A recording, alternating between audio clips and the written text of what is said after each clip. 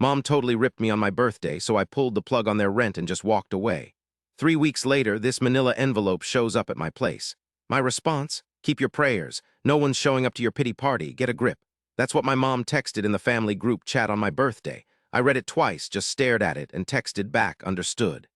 Then I canceled their $2,300 automatic rent payment. The very next day, I dropped off the car I'd been letting them use and canceled all their credit cards. No one is coming to your party. Grow up. It wasn't even a private message. She blasted it out to the whole family for my birthday. I read that cruel message over and over, and all I could send back was understood. The first thing I did was open my banking app and stop that $2,300 automatic rent payment I'd been sending every month. The next morning, I drove over to their house. I didn't even go inside. I just clicked the key fob, left the car they'd been driving for the past 2 years in the driveway, and took off.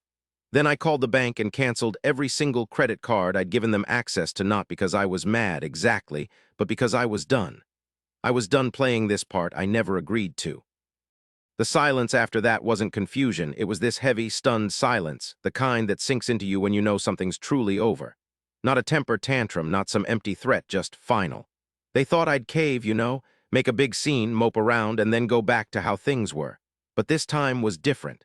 This was the last straw. It wasn't the first time, but it was the final straw in a long, embarrassing chapter of my life where I was never seen as family. I was just a cash machine with a pulse they could easily forget. I'm 28 now, living in a small apartment in southwest Denver. I work in IT, supporting software for a healthcare company. It's not glamorous, but it's steady, and I really thought we'd reached a turning point, that the worst was over, and that maybe, just maybe, I'd finally earned a place. But they didn't want anything real. They just wanted me to shut up and be grateful for the crumbs. The biggest surprise wasn't the message itself, but how many people just glossed over it. My aunt sent a heart emoji. My sister sent a picture of a cake. My dad shared a meme of a clown with the words, "Guess who's turning 12?" Again, no one asked how I was. No one even said happy birthday. I sat there in the dark, staring at my phone, and the weirdest part was that I wasn't even hurt. I was just shocked at how long I'd let it go on. I'd been paying their rent since I was 24. Not because I had money to throw around or because they were nice about it, but because they made me feel like I had to. "It's only temporary," they'd say. "You're the only one who's stable right now. We gave you everything. Now it's your turn." That temporary situation went on for 4 long years. Rent, food, gas, internet, and even home repairs were all my responsibility. I paid for everything, including the cat's vet bills. I didn't want to give in, but if I didn't, I'd just feel guilty later. Then came the texts, little jabs disguised as friendly reminders in the group chat. "The electricity's about to get shut off." Again. "Mom's back is acting up and we don't know how to get by without help." "Emily's car won't start and she's got to get to work like yesterday. Could you maybe find her the last thing she needs?" That car, by the way, I paid for. She still drives it and posts selfies in it, too. One of them had the words, "So thankful for people who truly support me," with a black heart emoji. And she didn't even tag me. And just in case you're wondering, Emily is my little sister. She's 25, doesn't work, and seems to be on vacation permanently. My folks say she's still figuring things out. She's been figuring things out with my money for years. I asked my dad once why Emily never chipped in at home. He said, "She's not like you. She can't handle the pressure, you can." That one really hit home because, well, they made sure I was built to take it. But pressure breaks, Last Thanksgiving, I drove 5 hours to surprise them. I brought champagne, all the groceries, and a pie. I knocked, hoping for a smile. Mom opened the door and just kinda blinked. "Oh, you're here." Then she yelled over her shoulder, "Emily, tell Josh to hide the gifts. Your brother's here." I was confused. "Who's Josh?" she laughed. "Emily's boyfriend. They've been staying here a while." Josh was in my old room. I slept on the couch. Dad gave a toast. That evening at supper, he raised his glass and announced, "A toast to the guy who foots the bills but can't seem to keep a girlfriend." Everybody cracked up, Emily the loudest. I kept quiet. I just quietly drank my wine, helped clear the table, and covered the plumbing bill when the sink decided to clog. Because that's what family does, I thought. A few weeks later, Emily put up a selfie with Josh in front of a mountain cabin with the words, "Family trip," plastered all over it. I wasn't even asked. I didn't know anything about it. I found out when a coworker, who I barely even knew, asked me, "Hey, wasn't that your sister on the Explore page? Looks like a blast of a getaway." I looked at the picture. Mom, Dad, Emily, and Josh were grinning, all wearing matching hats with mugs in their hands. I zeroed in on the mug Emily was holding. It had a special message on it. "Best daughter ever." They didn't even send me a text while they were there. The week they got back, I got an email from my landlord saying my rent was due the next day. They forgot to mention that they'd missed last month's payment. They just figured I'd sort it out and pay up. Naturally, I did. I paid it because I was absolutely fuming, but I was definitely not forgetting it. It went downhill from there. One afternoon, while I was working from home, my phone was constantly buzzing. The family group chat was blowing up. At first, I was certain someone had died. Nope. My dad sent a screenshot of my Amazon wish list, you know, the one with socks and shampoo on it. His caption, something about a grown man asking for toiletries for his birthday. Hilarious, right? Like I wasn't tough enough, couldn't even buy my own dang lotion. Then Ashley, my cousin, piled on. She sent a picture of toilet paper with the caption, "Here you go, champ." Emily chimed in, saying I'd probably want a gift wrapped too. I just stared at my phone. It wasn't that it hurt exactly, more like it was just so them. They weren't even trying to hide it anymore. They figured I'd never do anything, and they were right for now. But I started saving everything. Screenshots, texts, emails, the whole shebang. The rent, the bills, their lies, even how they used my name on loan applications. Then the kicker, I accidentally found out Mom messed with my credit to get a Target card. I asked her why and she shrugged it off, saying, "It's no big deal. You weren't using it anyway." I told her that was totally illegal. She screamed back, "Don't threaten me, Mr. Itigan. You'd be nothing without this family." The next week I found out Emily had been telling her friends I was on the autism spectrum. Completely false. But man, it spread like wildfire. She thought it explained my behavior or something. And still I said nothing. I kept paying bills, working hard and smiling, but inside I was building something. They had no clue. You know, when you build quietly, your comeback is gonna be one heck of a shock to them. It happened again on my birthday, 2 weeks after that whole group chat mess, and the cabin trip they didn't invite me on, and after I fell behind on rent. Can you believe they actually called me? Emily texted first, "Hey, Mom says come by tonight, family dinner." I just let her message hang there for a bit. 10 minutes later, Dad called, "All don't make this harder than it has to be. We're trying to move forward." Moving forward was always their code for just forget we messed you up. But this time, I said yes. I showed up, though. I went to their house, the same one I helped paint, the same one where I bought the fridge, right on time. I walked in with my duffel bag and a backup hard drive tucked away. Mom hugged me like nothing ever happened. Dad handed me a beer. Emily just smirked like she already had the upper hand. I sat down and listened. They talked about healing, forgiveness, and how I'd been the one acting up by canceling my rent and credit cards. Then Mom dropped the bomb. "You're still family," she said, "but you've made mistakes too." I took a deep breath, pulled out my laptop, and opened a folder on the table. It was labeled Truth. Dad scoffed. "What's this, homework?" I didn't answer, I just hit play. The first clip was a voicemail from Mom from last year, screaming at me to grow up and pay your sister's tuition before she ends up like you. Then, the second clip, Emily, on speakerphone. "He's always been weird. Just let him pick up the check, all right? It's how he feels helpful." Then it all hit the fan. I had proof. Screenshots of bank transfers, bills, and group texts, plus Emily's Instagram where she was bragging about blowing my cash. I shoved the phone in their faces. They both went still. I got up, went to the kitchen, and came back with a thumb drive. I plugged it into their fancy TV. The screen went dark for a second and then showed a picture of a loan application. Dad's the main borrower. I was listed as a co-signer, but no signature. I looked straight at him. "You used my social security number without even telling me. You put me on the hook for your bills." He started to speak. I held up my hand. "It's already reported. They've locked your accounts while they look into the fraud. You'll get a letter next week." Mom gasped. Emily just started laughing. "Oh my God, you're such a drama queen," she said. "What's next? You gonna sue us?" I grinned. "Nope, but he is." Just then, the doorbell rang. I went and opened the door and let Jake in, Emily's ex. The guy she lied about, the one she said assaulted her, the one she nearly ruined. Jake walked in holding a black folder and sat across from her. "You want to tell them, or should I?" Emily turned white. "What are you doing here?" He opened the folder. Inside were printouts of the fake texts she wrote to screw him over. A photo of her notes on how to mess him up before they broke up and a transcript of her voice recordings, changed to make it sound like he was yelling. Mom started bawling. Dad just blanked, staring at the wall. Emily chimed in, "You guys are out of your minds. This is harassment." Jake cut her off.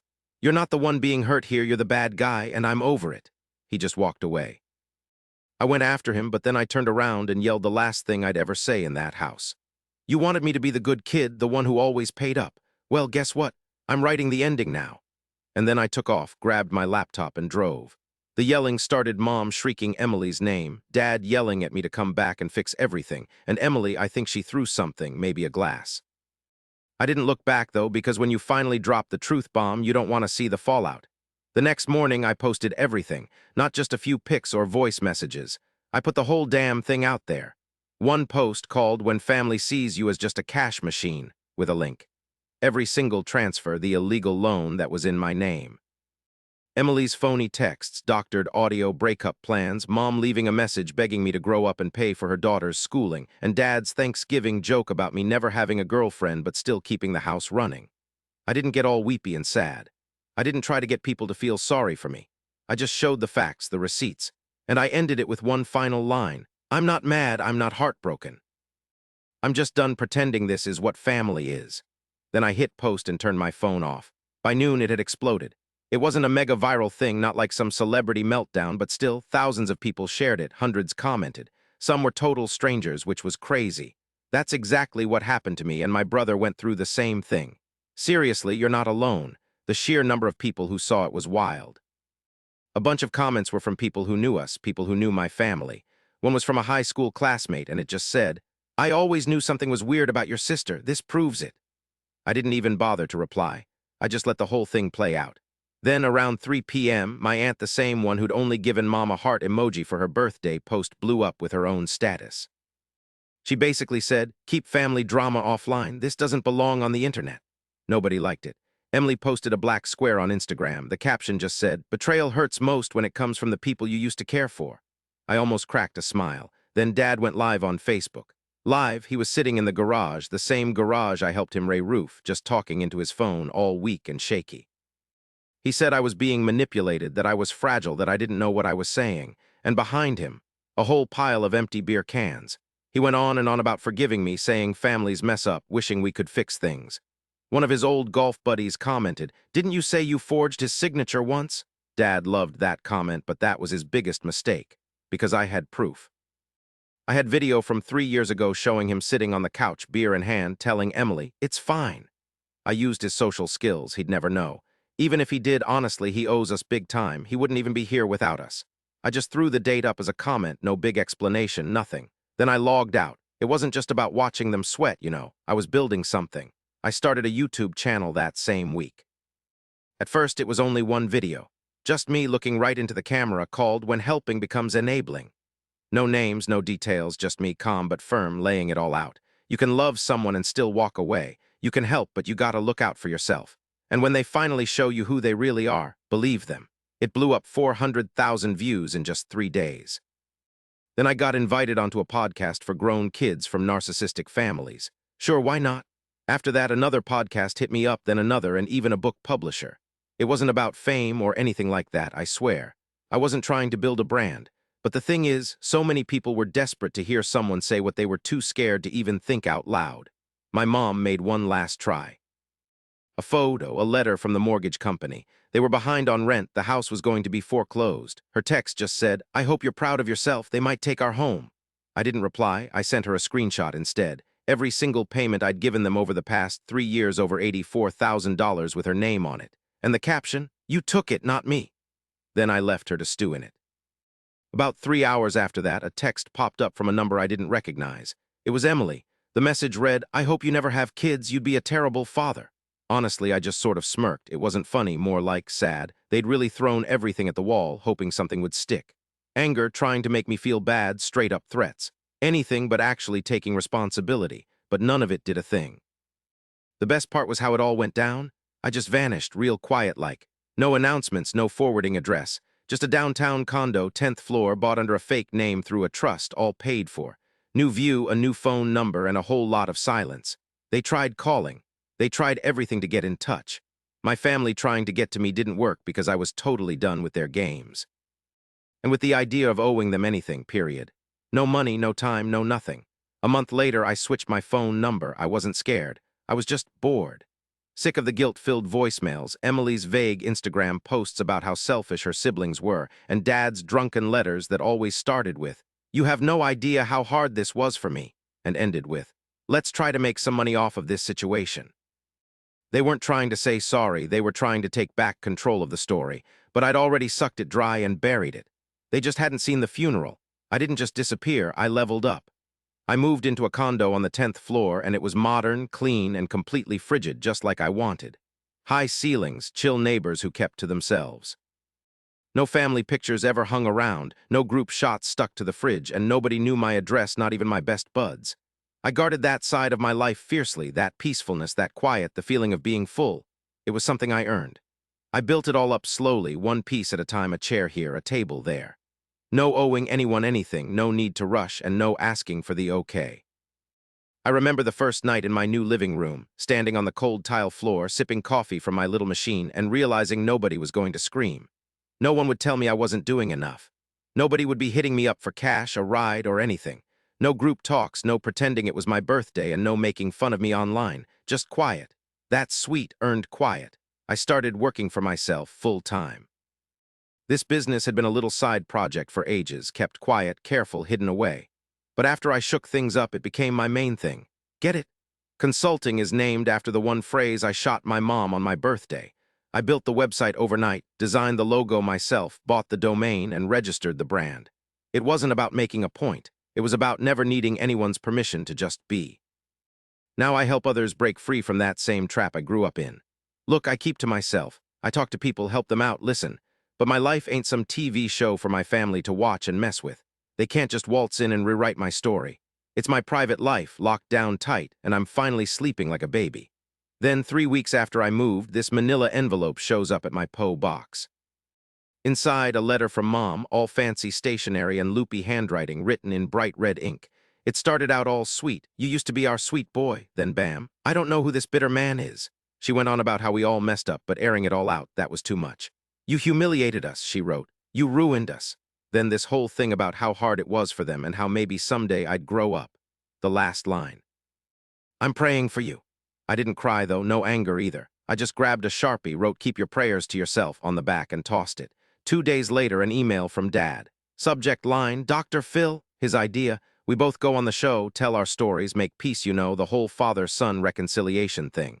He figured it'd be huge, good for both our businesses. Attached was a picture, me at 5, bawling my eyes out at Chuck E. Cheese while Dad's grinning at the camera, holding up a soda. I stared at it for a good 10 minutes before saving it. Not like some precious memory, but as a reminder. They don't want peace. They want a show. That night, I posted a new video, just me, nothing else. They keep asking if I'll make peace, come back, forgive. But finding peace doesn't wipe away the past. It doesn't mean you excuse what they did because they had a rough time. It isn't about staying in the same room that used to make you feel awful. Peace means no more drama, no yelling, and not hearing their names. I'm not their son anymore. I'm what comes of it all. The video got 2 million views in like a week. One day, I was leaving work, and I saw this couple staring at the sign on the door. I stopped. The woman looked at me and asked, "Are you him, from the story?" I just nodded, real slow. All she said was, "Thank you. I didn't know people like you were out there." That single moment, that second, meant more than all the birthdays I begged them to acknowledge because I didn't want their applause anymore. There were so many people out there who had been screwed over by the people who were supposed to love them, and now I knew they could make it through. It's been over a year since I talked to my family. I don't plan to either. They're still posting stuff, dropping hints, and trying to change the narrative. I let them. You can't argue with ghosts, so just stop letting their stories bother you. Sometimes, real late at night, I walk past the mirror in the hall and I see myself. Older but not bitter, just free because I walked away from a family that poisoned me. I outgrew it and there's no going back. The shop plaque is still hanging in my office. It's a steel plate, brushed finish, and has awesome screws. We don't fix what hurt you. We build what sets you free. There's another sign, a smaller one, tucked underneath. I had it specially made last week. It says I'm not turning 12 again. Seriously, every time I look at it, it makes me grin. This year, it's my party, and I'm having it all to myself. No one else is invited.